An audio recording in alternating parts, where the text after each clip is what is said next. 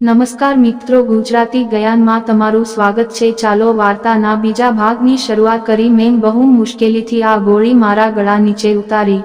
હવે હું બસ રાહ જોઈ રહી હતી કે ક્યારે મારું સપનું પૂરું થાય અને ક્યારે હું મારા પતિને ખુશખબર સંભળાવું। આવી રીતે 2-3 દિવસો વીતી ગયા, પરંતુ હું એક વાતથી ખૂબ જ પરેશાન હતી। હું જ્યારે પણ સવારે જાગતી ત્યારે મારી સાડી ઉપર કાળા રંગના ડાઘા પડેલા હોતા। તે ડાઘાના નિશાન પણ સમજી શકાતા ન હતા કે તે કેવી રીતે પડ્યા છે। આ સિવાય મારું માથું ભારે લાગતું અને મારા આખા શરીરમાં દુખાવો થતો, જે વાત મને પરેશાન કરતી હતી। પણ હું મારા સાસુને કાંઈ નહોતી કહેતી, કારણ કે એવું ના થાય કે તે મને ફરીથી કોઈ ડોક્ટર પાસે લઈ જાય। તે મારું ખૂબ જ ધ્યાન રાખતા હતા। આજે હું ખૂબ જ ખુશ હતી કારણ કે આજે મારો કોર્સ પૂરો થવા આવ્યો હતો। હવે મારી પાસે માત્ર છેલ્લી ગોળી વધી હતી। જ્યારે રાત પડી ત્યારે હું વિચારવા લાગી કે આજે હું છેલ્લી ગોળી પાઈને સૂઈ જઈશ, તે પછી કદાચ જલ્દી મને પૂરા ખબર સાંભળવા મળશો। ખુશીમાં ગોળી મારા હાથમાંથી પડી ગઈ। રાત્રિનો સમય હતો, રૂમમાં ઝાંખો પ્રકાશ હતો। મેં ગોળી શોધવાનો ઘણો પ્રયત્ન કર્યો, પરંતુ મને તે ક્યાંય ના મળી। હું જઈને ટોર્ચ લઈને આવી અને પલંગની નીચે બધે શોધ કરી, પણ મારી ગોળી ખોવાઈ ગઈ હતી। મને ખૂબ જ અફસોસ થયો અને હું મારી જાતને કોસવા લાગી કે આજે છેલ્લો દિવસ હતો, ક્યાંક આખો કોર્સ બરબાદ ના થઈ જાય। કાશ મેં ગોળી ખાઈ લીધી હોત તો મારી સાથે આ બધું ન થયું હોત। હવે ના જાણે બાકીની 6 ગોળીઓની અસર પણ મારા ઉપર થશે કે નહીં। ત્યાર પછી હું વિચારવા લાગી કે બાબાજીનું ઘર ક્યાં દૂર છે, હજુ સમય વધારે નથી વીત્યો। હું વહેલી સવારે અંધારામાં તેમના ઘરે જતી રહીશ। ગામના લોકો તો સવારમાં જ વહેલા ઉઠી જાય છે। હું વહેલી સવારે જ તેમની પાસેથી ગોળી લઈ લઈશ તો બાકીની ગોળીઓની અસર પણ થઈ જ જશે। આજ વિચારીને હું ઊંઘવાનો પ્રયત્ન કરવા લાગી, કેમ કે સવારે વહેલી જાગીશ તો સવારમાં જ બાબા પાસે પહોંચી જઈશ। પણ તેની જરૂર ના પડી।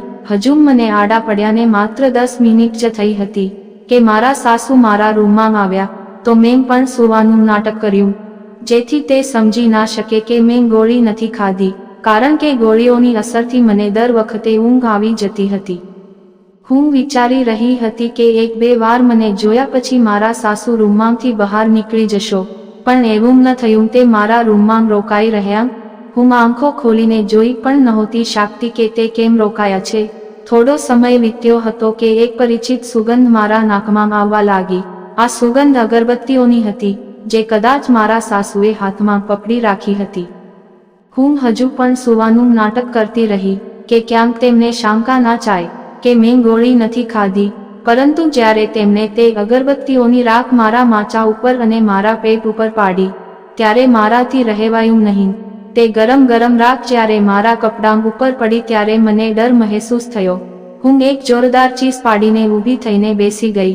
મને લાગી રહ્યું હતું કે હું જાણે કોઈ ડરામણું સપનું જોઈ રહી છું। પોતાની સામે પોતાના સાસુને જોઈને મારું જાણે હૃદય જ ઉછળીને બહાર આવી ગયું હોય। તેમને કાળા રંગના કપડાં પહેરી રાખ્યા હતા અને કપાળ ઉપર કાળા રંગનો ચાંદલો હતો। તે ખૂબ જ વધારે ડરામણા લાગી રહ્યા હતા। એવું લાગતું હતું કે તે કોઈ ડાકણ છે। તે મને ઉઠીને ચીસો પાડતી અને રડતી જોઈને ગભરાઈ ગયા અને બોલ્યા, શાંતિથી સૂઈ જા, અત્યારે મારી સાથે સવાલ જવાબ ના કરતી। તેમણે મને ઠપકો આપતા કહ્યું કે હું સૂઈ જઉં, પણ હું એમ જ કેવી રીતે સૂઈ જતી? મને અજીબ મહેસૂસ થઈ રહ્યું હતું। તેમના આ કામથી મને મૂંઝવણ થઈ રહી હતી। રૂમમાં ફેલાતી આ ગંધને કારણે મને ગુંગાળામણ થઈ રહી હતી। તે પહેલાં કે હું વધારે ચીસો પાડતી, મારા સાસુએ મારા મોં પર હાથ મૂકી દીધો અને મને ખેંચતા પાછળના રૂમમાં લઈ ગયા। આ રૂમ ઘરની પાછળની તરફ બાંધવામાં આવ્યો હતો। એમાં કોઈ આવતું જતું નહોતું। એ રૂમમાં ખૂબ જ અંધારું હતું। અંધારું જોઈને હું પણ ડરી જતી હતી। તેમણે મને અહીંયા બંધ કરી દીધી અને મારા મોંમાં કપડાંનો ડૂચો મારીને બહારથી તાળું મારીને જતા રહ્યા। આ જોઈને મારી હાલત ખરાબ થઈ ગઈ।